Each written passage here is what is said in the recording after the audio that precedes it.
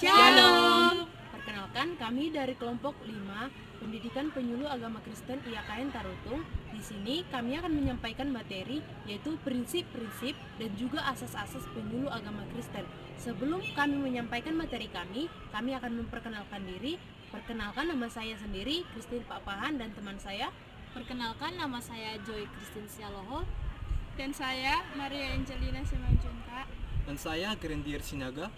Nah, materi ini dibimbing oleh dosen pengampu kami yaitu Pak Andrianus Nababan dengan mata kuliah Dasar-Dasar Penyuluh. Selamat menonton. Prinsip penyuluhan agama Kristen. 1. Prinsip tolong-menolong. Artinya bahwa sebagai penyuluh agama harus mampu menunjukkan bagaimana seharusnya saling mengasihi melalui saling tolong-menolong. Galatia 6 ayat 2 berkata, "Bertolong-tolonglah menanggung bebanmu, demikianlah kamu memenuhi hukum Kristus." Telah menjadi tugas Kristen untuk menolong sesama tanpa membeda-bedakan, sebab bagi Allah tidak ada orang Yahudi maupun orang Yunani, karena semuanya sama di hadapan Tuhan Allah. Yang paling baik adalah yang bermanfaat. Kehidupan bukan hanya tentang untuk makan dan minum saja, melainkan untuk dapat bermanfaat bagi kehidupan banyak orang. Semangat berjuang. Dalam menciptakan keadaan yang aman, nyaman, dan sejahtera, perlu perjuangan dalam menghadapi berbagai sifat serta sikap masyarakat, sebab tidak mudah untuk mengubah keadaan yang telah lama mengikuti hal yang tidak baik.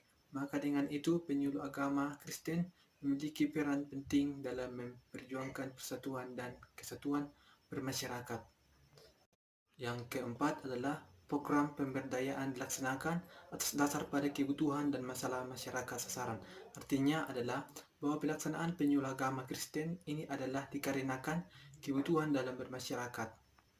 Prinsip-prinsip penyuluh agama Kristen yang kelima yaitu kerjasama dan partisipasi terhadap masyarakat, di mana artinya itu bahwa kita tidak cukup hanya penyuluh saja yang dapat berperan, namun juga harus ada peran dari ataupun partisipasi dari masyarakat untuk menjunjung tinggi persatuan di dalam perbedaan dan hal dalam hal ini penyuluh agama berperan dalam mengajak masyarakat untuk ikut serta dalam mewujudkan Indonesia yang rukun serta yang tentram dalam kehidupan bermasyarakat. Yang keenam itu ada demokrasi, di mana demokrasi adalah salah satu bentuk pemerintahan yang ataupun keputusan-keputusan yang penting baik secara langsung ataupun tidak langsung yang didasarkan pada kesepakatan mayoritas yang dimana yang diberikan secara bebas dari masyarakat yang dewasa, atau artinya itu dari masyarakat untuk masyarakat dan oleh masyarakat. Yang ketujuh itu ada prinsip belajar sambil bekerja, di mana dengan belajar sambil bekerja itu dan ataupun bekerja sambil belajar itu, maka kita dapat memperbarui pengetahuan kita dan keterampilan diri kita sendiri setiap saat, sehingga kita sigap merespon ataupun menuntut dalam lingkungan kerja kita maupun untuk menuntut dalam lingkungan kampus ataupun lingkungan dalam kita belajar. Di mana itu semakin kita dapat kompleks dan dinamis untuk kita selalu belajar di dalam lingkungan kita sehari-hari. Terima kasih. Adapun asas dalam penyuluh agama adalah sebagai berikut. Yang pertama, keberagamaan. Penyuluh agama harus memiliki pemahaman dan komitmen terhadap agama yang dia sampaikan.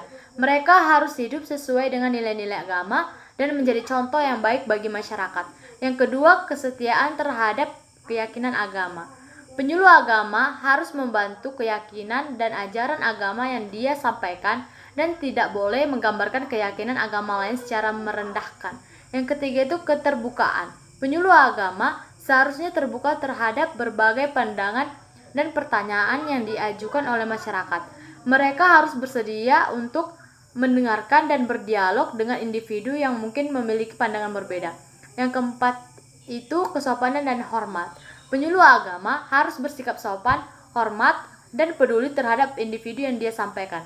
Mereka tidak boleh menghina atau merendahkan orang lain terlepas dari perbedaan keyakinan. Dan yang terakhir itu yaitu yang kelima, penyampaian informasi yang akurat. Penyuluh agama harus menyampaikan informasi agama dengan akurat dan benar. Mereka tidak boleh menyebarkan informasi palsu atau menyesatkan. Keterampilan komunikasi. Seorang penyuluh agama harus memiliki keterampilan komunikasi yang baik itu mendengarkan dengan baik, berbicara dengan jelas, dan menjelaskan konsep agama dengan bahasa yang mudah dimengerti. Berikutnya adalah keberagaman inklusi. Seorang penyuluh agama harus mampu bekerja dengan berbagai kelompok sosial dan budaya. Mereka harus memahami dan menghormati keberagaman agama dan budaya dalam masyarakat. Yang berikutnya adalah etika profesional. Penyuluh agama juga harus menjaga etika profesional, termasuk menjaga kerahasiaan informasi pribadi individu dan menghindari konflik. Yang berikutnya adalah membangun hubungan yang kuat. Penyuluh agama harus mampu membangun hubungan yang kuat dan saling percaya dengan masyarakat yang mereka layani maupun masyarakat yang mereka bina. Hal ini membantu dalam menyampaikan pesan agama agar lebih efektif dan efisien. Yang berikutnya adalah edukasi dan pengembangan diri. Seorang penyuluh agama perlu terus mengembangkan pengetahuan dan keterampilan mereka dalam bidang agama dan penyuluhan untuk memberikan pelayanan yang lebih baik kepada masyarakat.